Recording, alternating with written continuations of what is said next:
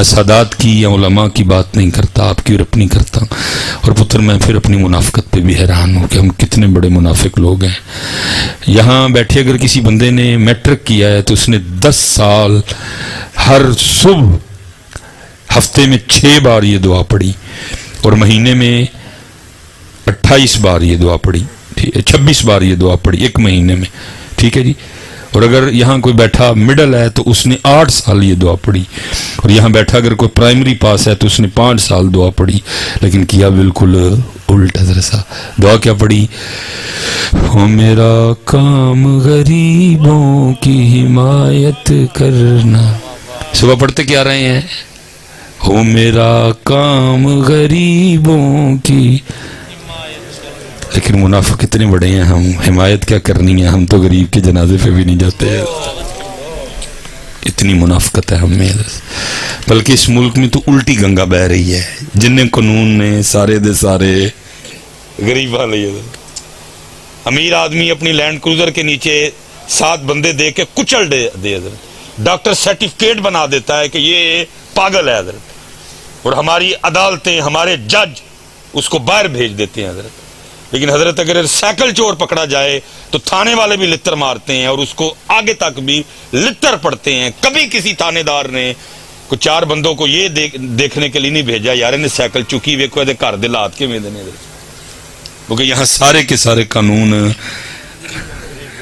امیر کے لیے، ادھر کوئی بھی قانون ہے۔ لیکن بھائی غریبوں دل نہیں چھوٹا کرنا، ان قریب ایک ایویں دی بھی کچہری لگنی ہے جتھے جج جو آپ ہی ہوئے گا، اتھے پاکستانی جج نہیں ہون گے، اتھے وہ جج آپ ہی ہوئے گا۔ اور پھر کیا ہوگا وہ قرآن میں پہلے کہہ رہا ہے یوم تبلی السرائر فما له من قوة ولا ناصر علمت نفس ما قدمت وأخرت۔ آپ ہی سارا کچھ، دل نہ چھوٹا کریو۔ ٹھیک ہے ادھر میری قوم نے پڑھایا تو یہ ہے کہ ہو میرا کام غریبوں کی، لیکن کیتی مرمت ہی ہے شاہ صاحب کی، بالکل صحیح بات ہے۔ بلکہ میں تو کہنا کہ مرمت ہی کرو سویر دے ٹائم بھی، اے حمایت کڈو انہوں نے پڑھاؤ، ہو میرا کام غریبوں کی مرمت کرنا۔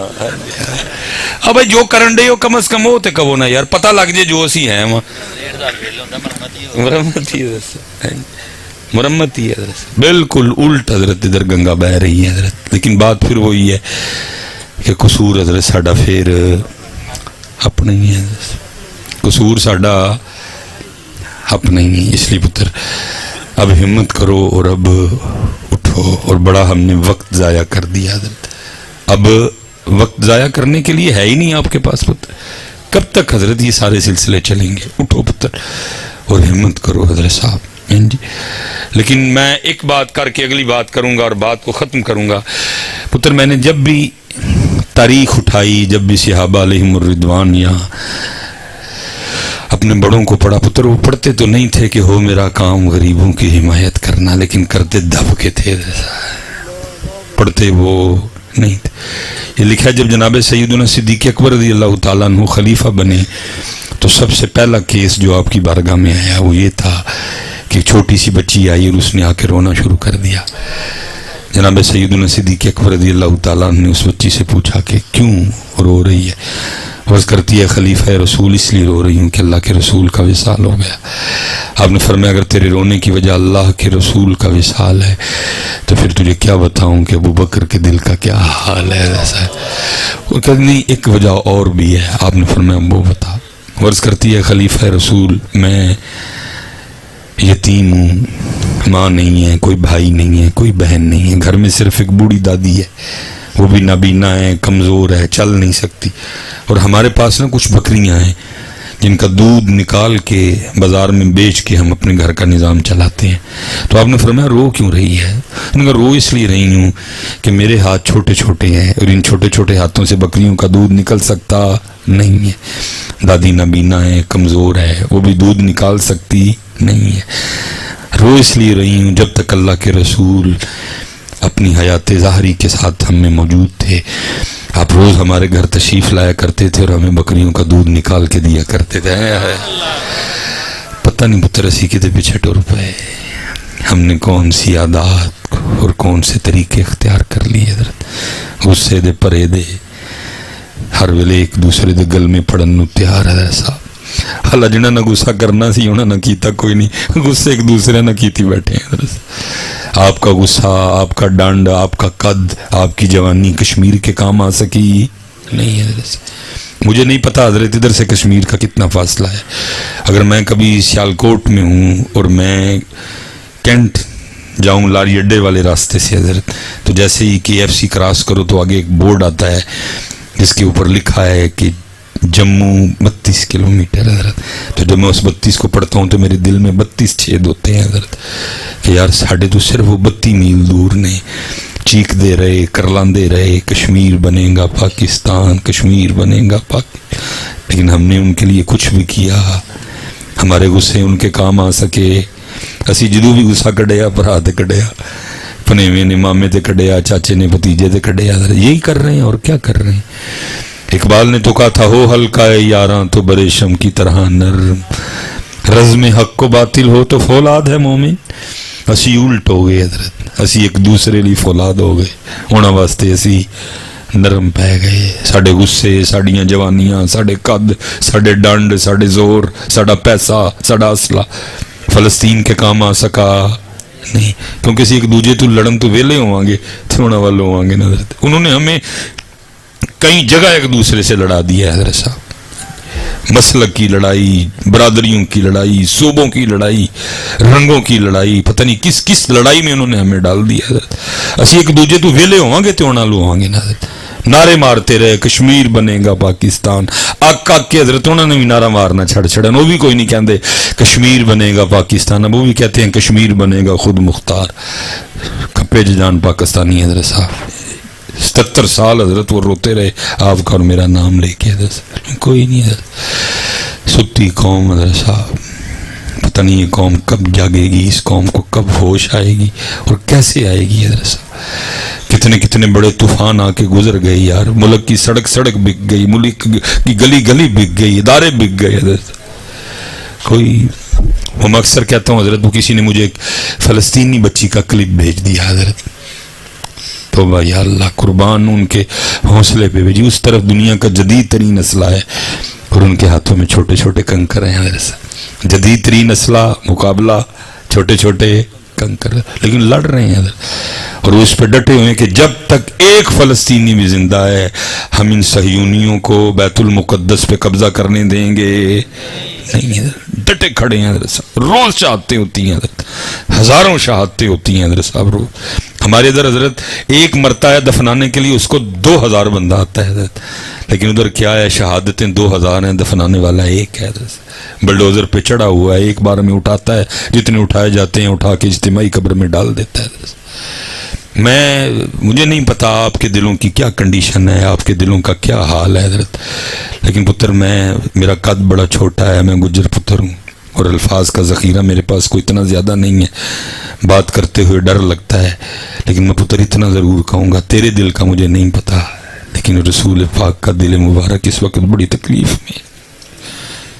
حضور کا دل مبارک اس وقت, ہم تو اکٹھے ہوتے ہیں, لگیاں نے موجاں ہون, لائی رکھی سونیاں, فلانا ٹمکانا کر کے اپنے اپنے گھروں کو چلے جاتے ہیں ہم سارے, لیکن نبی علیہ السلام کا قلب مبارک اس وقت ہے. دیکھو نا, جب تھے نہیں حضور تو تب سر انور سجدے میں رکھ رکھ کے رویا کرتے تھے میری امت میری امت. جب آج ہر روز ہزاروں شہادتیں ہوتی ہیں تو قلب مصطفیٰ پہ کیا گزرتی ہوگی حضرت, کس حال میں ہوگا قلب مصطفیٰ حضرت. کسی کو ہے ہی کوئی نہیں, سب کو اپنی اپنی موجوں کی پڑی ہے, کسی کو گڈیوں کی پڑی ہے, کسی کو موجوں کی پڑی ہے حضرت. تو مجھے کسی نے فلسطینی بچی کا کلپ بھیجا حضرت, میں نے وہ کلپ دیکھا, وہ گھر تھا حضرت, وہ ڈرون سے فائر کیا گیا تھا راکٹ. ظاہر ہے ٹیکنالوجی کی وہ اس وقت پتہ نہیں کہاں سے کہاں چلے گئے. اس چھوٹے سے راکٹ نے گھر کی دھجیاں اڑا دی ہیں حضرت, سارے کا سارا گھر زمین وہ شہادتیں ہو گئی. اپنی مدد آپ کے تحت انہوں نے حضرت اس سارے ملبے کو اٹھایا. امی ابو بھائی بہن دادا دادی سب شہید ہو چکے تھے, لیکن اللہ کی کرنی میں ایک چھوٹی سی بچی بچ گئی حضرت. وہ کلپ کیا تھا, امی ابو بھائی بہن دادا دادی سارے سفید لباس پہنے لیٹے ہیں اور منتظر رہیں کہ جنازہ ہو اور ہم جنت کے لیے نکلی تنے تنہا وہ بچی ہے، لیکن حضرت اس کلپ نے ایک دفعہ دل کو ہلا کے رکھ دیا. رو ضرور رہی تھی لیکن روتے ہوئے وہ پڑھ کیا رہی تھی؟ وہ قرآن پڑھ رہی تھی. رو رہی تھی لیکن پڑھ کیا رہی تھی؟ میں حیران رہ گیا کہ اتنی چھوٹی سی بچی اتنی مصیبت میں اور اس کو قرآن یاد ہے. اس حالت میں تو یہاں بڑوں کو قرآن کوئی نہیں یاد ہوتا کوئی بھی. اور پھر دوسری بات یہ تھی کہ بچی کو اتنا بھی پتا تھا کہ اس موقع پہ قرآن پڑھنا کدھر سے ہے. اور پھر تیسری بات یہ تھی کہ وہ جیسے جیسے قرآن پڑھتی تھی مضمون بدلتا تھا، اس کے چہرے کے رنگ بھی بدلتے تھے. حضرت پتہ لگ رہا تھا وہ صرف پڑھ نہیں رہی، اس کو پتا ہے کہ میں کیا پڑھ رہی ہوں. حضرت اب سارے لیٹے ہیں اور وہ پڑھ کیا رہی ہے؟ وَلَا تَقُولُوا لِمَن يُقْتَلُ فِي سَبِيلِ اللَّهِ أَمْوَاتٌ بل احیاء ولکن لا تشعرون ولنبلونکم بشیء من الخوف والجوع ونقص من الاموال والانفس والثمرات وبشر الصابرین. حضرت صاحب دکھ اس بات کا ہے کہ اس 6 یا 7 سال کی بچی کو تو پتہ چل گیا کہ اب کیا پڑھنا ہے، لیکن ہمیں ابھی بھی کوئی نہیں پتہ چلا کہ اب کیا پڑھنا ہے. ربیع الاول بھی گزر گیا، ربیع ثانی بھی گزر جائے گا، لیکن ہم بدلے ہم وہی پڑھ رہے ہیں. لگیاں نے موجاں ہونے لائی رکھی سونے، چڑھی ہوئی گڈی نو چڑھائی رکھی سوڑیا.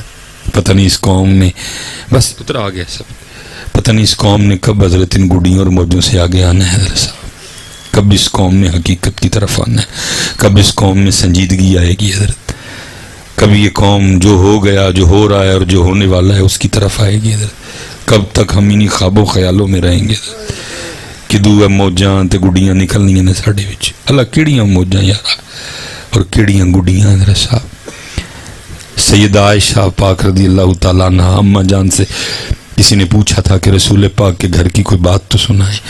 فرمایا کیا سناؤں؟ وہ پاک گھر تو ایسا تھا 3 چاند گزر جایا کرتے تھے، چولہا نہیں جلتا تھا. حضرت صاحب چولہا تو بہت بڑی بات ہے. کئی راتیں کاشان نبوت میں پتر ایسی گزری کہ دیے میں ڈالنے کے لیے تیل نہیں ہوتا تھا. حضرت صاحب اور امت کو موجوں اور گڈیوں کی پڑی ہوئی ہے. حضرت لیکن پتر میں گفتگو ختم کر رہا ہوں.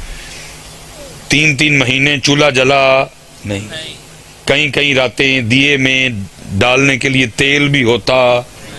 لیکن پتر لکھا ہے کہ جب رسول پاک علیہ الصلوۃ والسلام کا وصال ہوا تو آپ کے اسی سونے اور پاک گھر میں آپ کی اپنی ذاتی تلواروں کی تعداد تھی 12.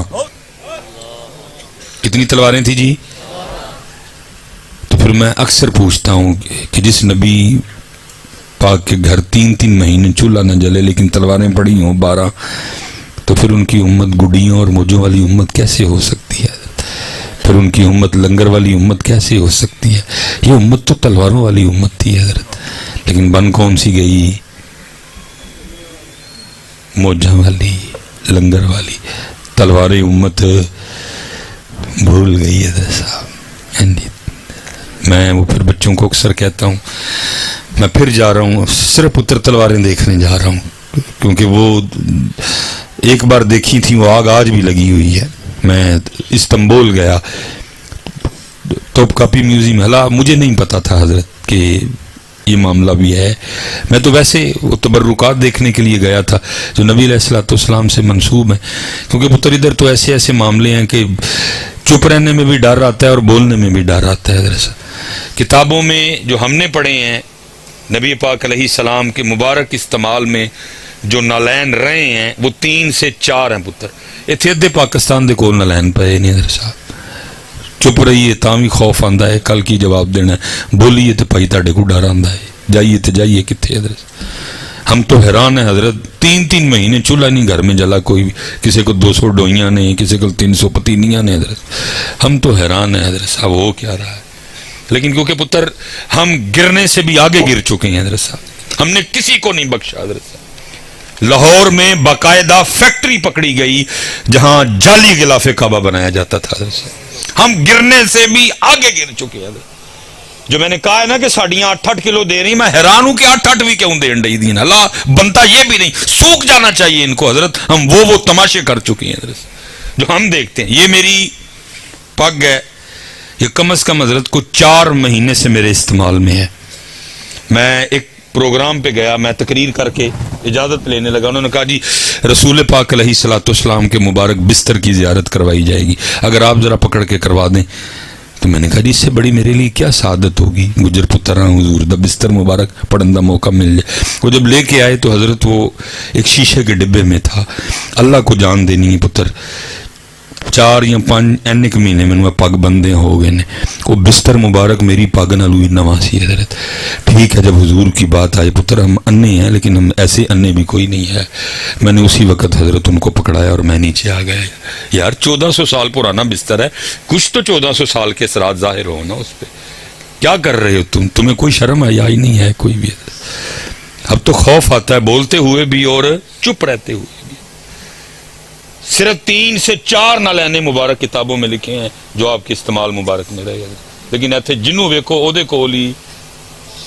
یہاں تک کہ لاہور میں گلشن راوی میں ہمارے ایک شاہ صاحب ہیں، مجھے اس وقت ان کا نام نہیں زبان پہ آ رہا. انہوں نے شاہ جی باقاعدہ لیب بنوائی ہے حضرت. آپ کے پاس کوئی بھی تبرک ہے آپ آ کے شاہ صاحب سے اپنا تبرک ٹیسٹ کروا سکتے ہیں. شاہ صاحب ٹیسٹ کے ذریعے آپ کو بتائیں گے کہ یہ بال کتنے سال پرانا ہے.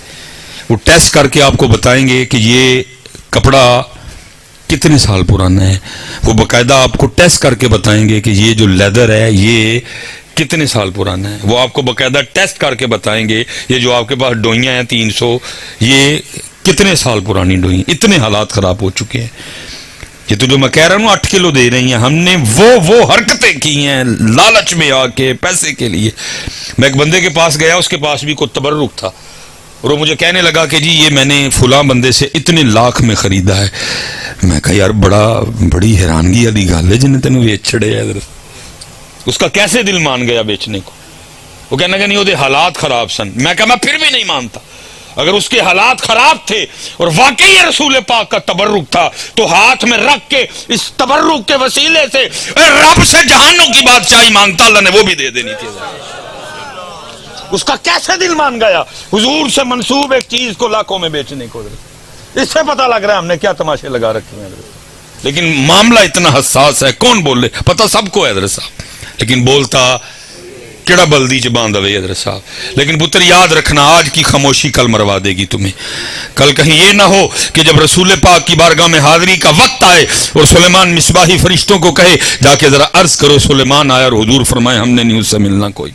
اس کو کہے پتہ سب کو ہے حضرت یہ کیا چل رہا ہے حضرت، لیکن چپ ہیں سارے. حضرت کیڑا ویلنے چ باندھ ہوئے حضرت صاحب. لیکن حضرت صاحب تماشا لگا ہوا ہے، غلاف کعبہ اور پتہ نہیں کیا کیا چل رہا ہے حضرت صاحب. یہاں کیا کیا معاملے ہیں. تو کیونکہ پتر وہاں جو ہیں ان کے پاس باقاعدہ سندیں ہیں اس کی جو انہوں نے ادھر تبرک رکھے ہوئے ہیں. دل تھا چل دلا دیکھ کے آئیے. نبی علیہ السلام کا مبارک پیالہ دیکھا، نبی علیہ السلام کا نلین مبارک دیکھا. تو مجھے تو پتہ ہی نہیں تھا کہ آگے جا کے یہ والا رنگ بھی ہے. جب ہم نے آخر اینڈ کیا تو پھر زیارت کی میں نے صحابہ علیہم الرضوان کی تلواروں کی. ایسا ایسا میں آپ کو بتا نہیں سکتا وہ کیا کیفیت تھی جب میں نے ان تلواروں کو دیکھا. کیا کیا ان تلواروں میں روشنیاں تھیں، کیا کیا ان تلواروں میں طلسم تھا.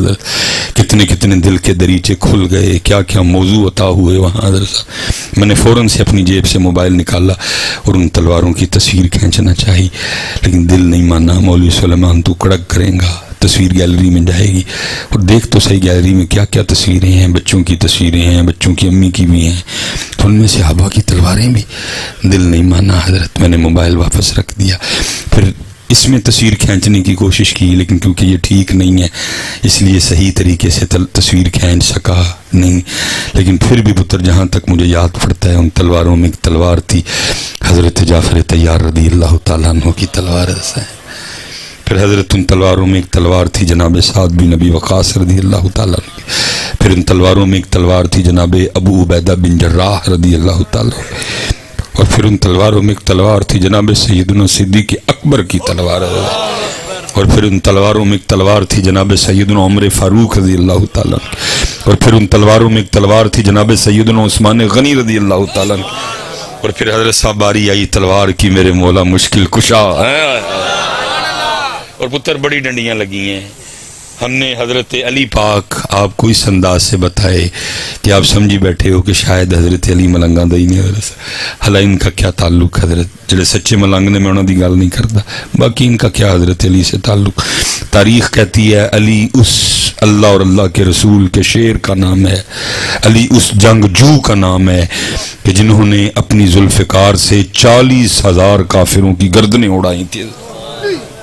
حضرت صاحب منہ سے 40,000 ایویں نکل گئے.